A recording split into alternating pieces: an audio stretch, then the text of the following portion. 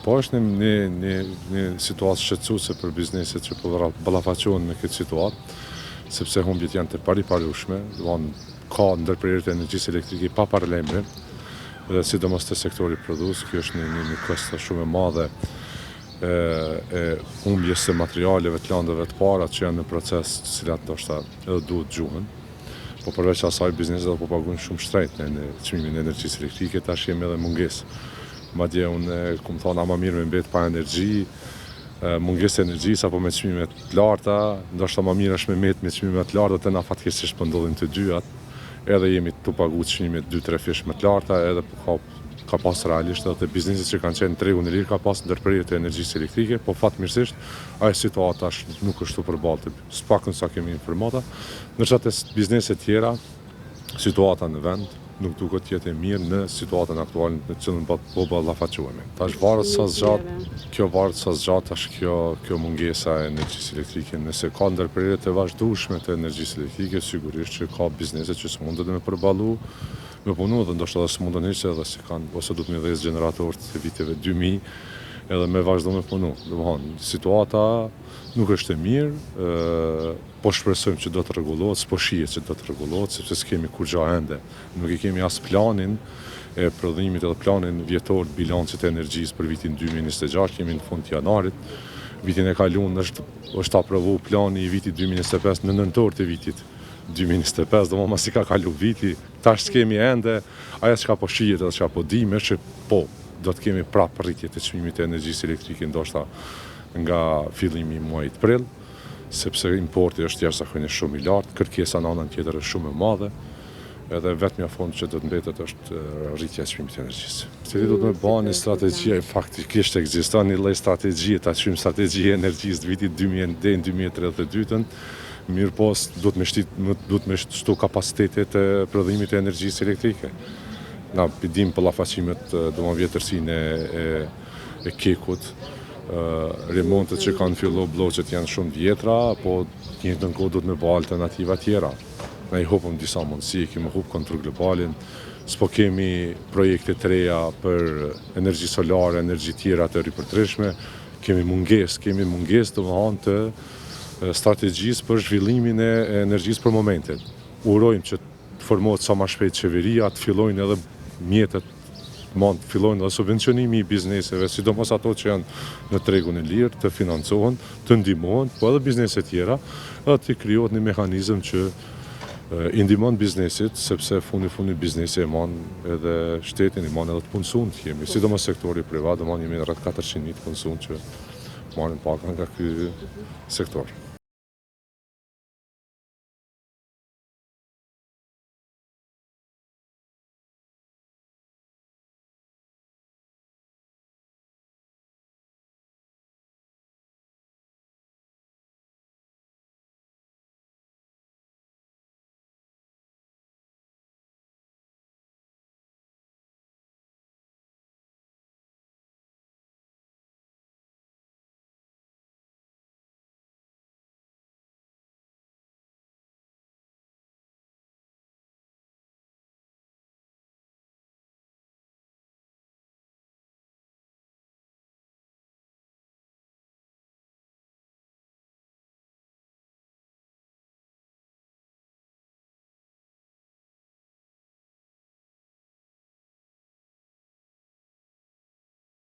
Faktikisht kërkesa gjatë dimrit është shumë e lartë për energji elektrike, e kalon gati 2 fishin e kërkesës gjatë periudhës verore, edhe në këtë kohë faktikisht ka për fat keq në vendin tonë problemet që e përcjellin edhe prodhimin, e përcjellin nganjëherë edhe transmetimin edhe furnizimin e qëndrueshëm me energji elektrike të konsumatorëve. Në këtë rast mund të themi që ditët fundit ka pas problematika të ndryshme që janë lidhur edhe me gjenerimin, pra faktikisht me korporatën energjetike të Kosovës, sepse edhe kesu si furnizues për energji elektrike në Kosovë, faktikisht kontratën e ka me prodhimin e energjisë elektrike pra që prodhohet në korporatën energjetike të Kosovës, pra Termocentrale Kosova dhe Kosova B. Edhe në këtë kontest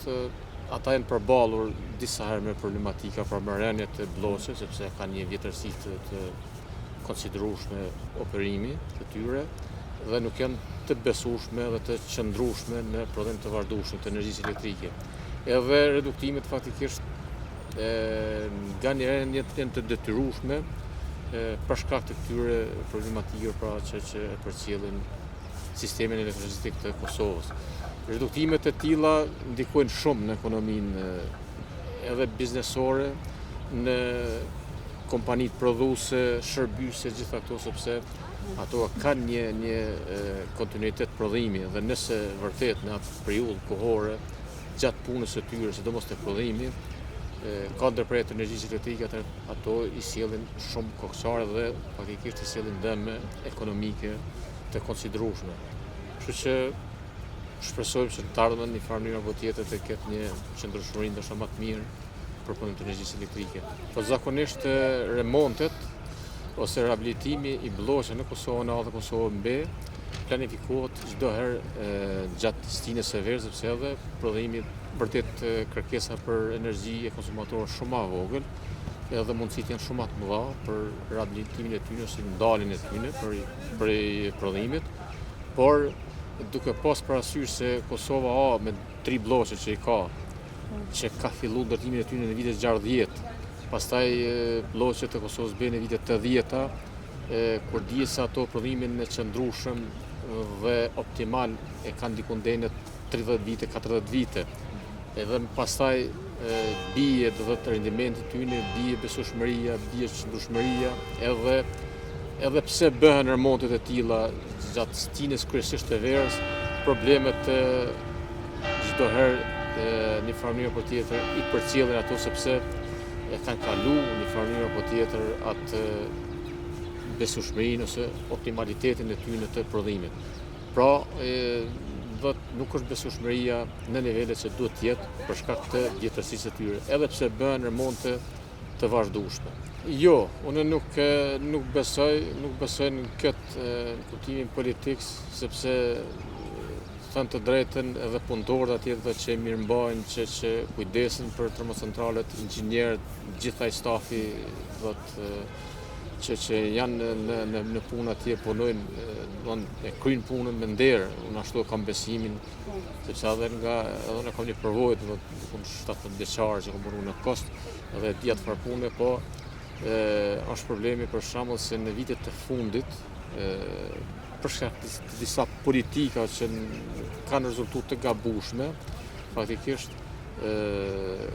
ka ardhur te rritja